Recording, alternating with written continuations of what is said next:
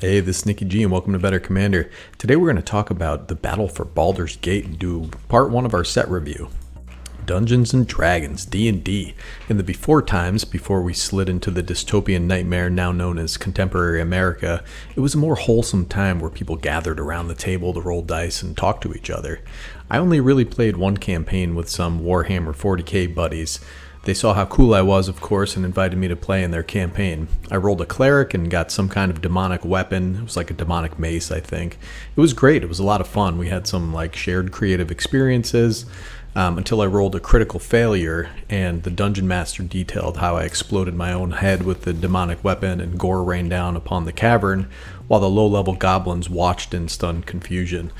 That was my limited experience with Dungeons & Dragons, but it was definitely a lot of fun. I don't know any of the lore really, but I love the old school art on the showcase cards, especially John Arenicus. It looks so flavorful and neat. Before we delve too deep into the dungeon, take a minute to subscribe to my channel. I've got Eldritch Insights acquired from the brain juice of the guilty, so you might want to keep an eye on that. So let's get into the set review, shall we? I'll highlight some cards and give some use case scenarios. I can't do every card. Listen, you'll be like, Nick, I want to hear about blah, blah, blah. I was like, yeah, me too. I want to talk about all the cards. I want all the cards. But I only have a few hours to make these videos, so bear with me. I don't think this set is remarkably powerful, and I haven't seen any reprint bangers like the last Commander Legends. The last one had Vampiric Tutor, Jeweled Lotus, Mana Drain, and several powerful staples like the now banned Hull Breacher and Opposition Agent. That said, I think the draft experience will be a lot of fun. This set is totally designed for draft and it looks legit. There are several uncommon legendary creatures that seem interesting, and I'll highlight a few. Oh, and before we begin, I'll just say that the lands are great in Commander. These are pretty high up on the list of duels, trumped only by perhaps the OG duels themselves. Buy them when they drop in value. If you see Luxury Suite Morphic Pool for under like $10 or $8 or whatever, I would say that's a great price to pick them up. I mean, they climbed up into the $20, $30, $40 range before the reprint, and they're great in any deck that uses those colors. All right, let's start off with white. So Ancient Gold Dragon, 5 white for a creature Elder Dragon. It's a 7/10 with flying.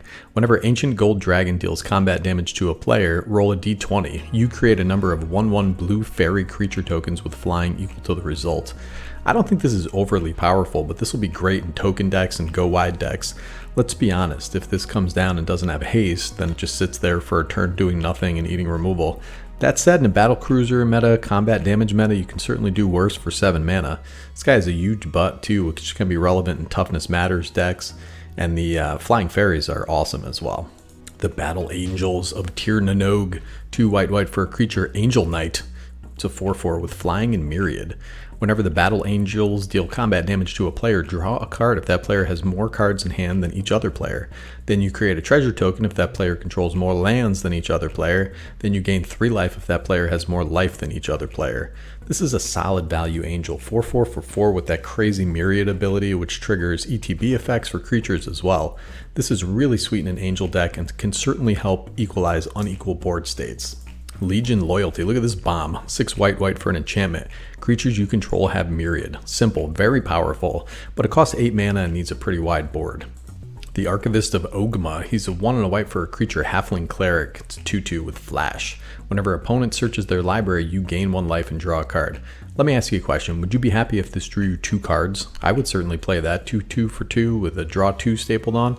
I think that's realistic too, but the ceiling's much higher in a 4-player Commander game for sure. With all the fetch lands, Path to Exiles, etc. going on, I think 2 to 4 wouldn't be stretching it a bit. I think this is going to be a white staple going forward. Alright, listen man, how am I even going to pronounce this? This is Lae'zel Vlaakith's Champion, I guess. I don't know. 2 and a white for a legendary creature. It's a Gith Warrior. It's a 3/3. If you would put 1 or more counters on a creature or planeswalker you control or on yourself, put that many +1 of each of these kinds of counters on that permanent or player instead, and choose a background. So this is an interesting background commander. It could be cool to have Hardened Scales in the command zone. There's so many counters commanders, though. I don't know if adding this is really groundbreaking. Noble Heritage. This is 1 white for a legendary enchantment background.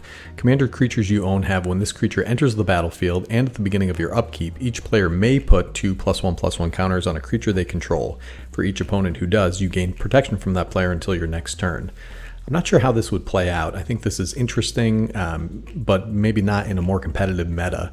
I suspect if your opponents were planning on messing with you, they'd just opt to forget the counters, and then if they didn't want to mess with you, then you just gave them some free counters. Cut a deal, 2 and a white for a sorcery. Each opponent draws a card, then you draw a card for each opponent who drew a card this way. So I had a conversation with some buddies about this card. Really, it's not card advantage, you're up and down 3 cards. I think some of us are just stuck on the 3 mana draw 3 aspect, but the drawback is quite something, especially late game. There are decks that this goes in for sure, wheel decks or decks that you want other people drawing cards. I don't think it's terrible, I think it'll see a lot of play. I think it's interesting. Inspiring Leader, 2 and a white for a legendary enchantment background. Commander creatures you own have creature tokens you control get +2/+2. This is a very interesting anthem and is decently cheap for the effect in dedicated token decks. Rasad, YN Bashir. How the heck are you supposed to pronounce that? 2 and a white for a legendary creature, human monk, it's a 0/3. Each creature you control assigns combat damage equal to its toughness rather than its power. Whenever Rasad Yin Bashir attacks, if you have the initiative, double the toughness of each creature you control until the end of turn and choose a background. So this is a really interesting Toughness Matters commander that has that bonus of delving into the dungeon. You can make two colors and pick your poison, which is really kind of cool for a Toughness Matters deck. I'm interested in initiative cards and seeing if there's a critical mass as well. On to blue, one of my favorite colors in Magic the Gathering. So we have Ancient Silver Dragon. This is 6 blue for a creature Elder Dragon. It's an 8/8. So this thing costs 8. It's an 8/8 with flying. Whenever Ancient Silver Dragon deals combat damage to a player, roll a d20. Draw cards equal to the result. You have no maximum hand size for the rest of the game. This is great. I love this. It's a casual card for sure, but is great in a Reanimator deck, or if you can get it onto the battlefield at instant speed, even better. Elminster's Simulacrum. It's 4 blue for an instant. For each opponent, you create a token that's a copy of up to 1 target creature that player controls. This is a really cool commander card. There are a few decks that want big, weird tokens. Brutaclag comes to mind. Also, any deck that wants to hold up a ton of mana for instant speed shenanigans and interaction can benefit from a few haymakers like this. This gets a, B+ from me. Volo, Itinerant Scholar. This guy's got to be Italian. He's 2 and a blue for a legendary creature, human wizard. When Volo enters the battlefield, create Volo's Journal, a legendary colorless artifact creature token with hexproof. And whenever you cast a creature spell, note one of its creature types that hasn't been noted for this artifact. So 2 and tap, draw a card for each creature type noted for target permanent you control named Volo's Journal. Choose a background. It's a 2/3. So why does the showcase look like Chef Boyardee? I don't know, because this dude is probably like a bona fide Italian, you know what I'm saying? This is an amazing draw engine in a build-around deck. Whatever background you use, it would be a really cool deck with utility creatures and lots of gas. I like it. It's a Displacer Kitten for 3 and a blue. It's a creature cat beast 2/2. Whenever you cast a non-creature spell, exile up to 1 target non-land permanent you control, then return that card to the battlefield under its owner's control. So this is a really cool in any blink deck. I think double value for your instant speed, cloud shift, and ephemerate type effects. I think this will go in a lot of value decks. Gale, Waterdeep Prodigy. This guy looks a little skeptical. He's 2 and a blue for a legendary creature, human wizard. It's a 1/3. Whenever you cast an instant or sorcery spell from your hand, you may cast up to 1 target card of the other type from your graveyard. If a spell cast this way from your graveyard would be put into a graveyard, exile it instead. Choose a background. So now this guy is my jam. All instants would be interaction, all sorceries would be clone effects and cantrips. I like this guy a lot, and the background makes it a really cool build around commander where you get to choose your secondary color.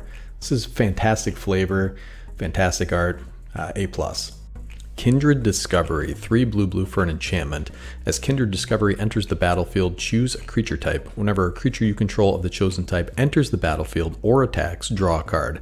I am really high on this card. I have used it to great effect in Varina decks. Any tribal deck using blue can use this card, especially if the creatures are smaller. This is also awesome in a Go Wide Combat Dragons deck. This has been a $20 card in the past. I would buy it if it goes less than $10 just to have a couple copies around, and it'll be interesting to see how low this goes. In my head, it's a decent deal at $20, so I think if you can get it cheaper than that, fantastic. I'm having trouble pronouncing this. Robe of the Archmagi, 2 and a blue for an artifact equipment. Whenever equipped creature deals combat damage to a player, you may draw that many cards. It has equip 4, but it has equip Shaman, Warlock, or Wizard 1.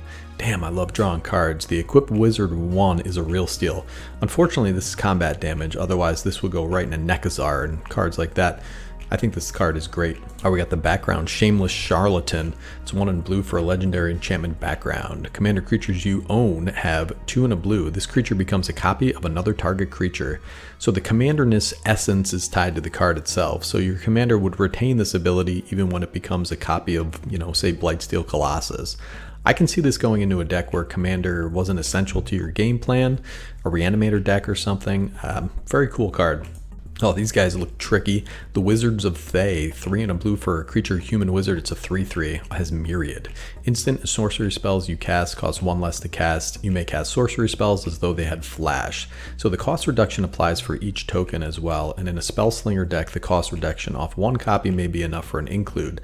The cost reduction off of 3 copies and the fact that you can cast sorcery spells as though they had flash is really awesome. So it needs a lot of testing, but I think this is a neat card, especially in a Spellslinger deck. Irenicus Vile Duplication, 3 and a blue for a sorcery. Create a token that's a copy of target creature you control, except the token has flying and isn't legendary if that creature is legendary.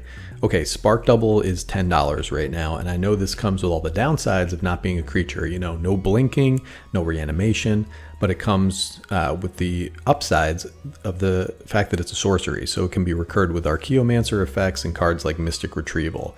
This is great in Commander. Buy a copy or 2. I guarantee you'll want them in a deck where your commander is essential to your game plan and you want a redundant copy. Lastly, for part 1 here, let's take a look at black. So the Ancient Brass Dragon, 5 black for a creature Elder Dragon with flying. It's a 7/6. Pretty good stat line so far. Whenever Ancient Brass Dragon deals combat damage to a player, roll a d20.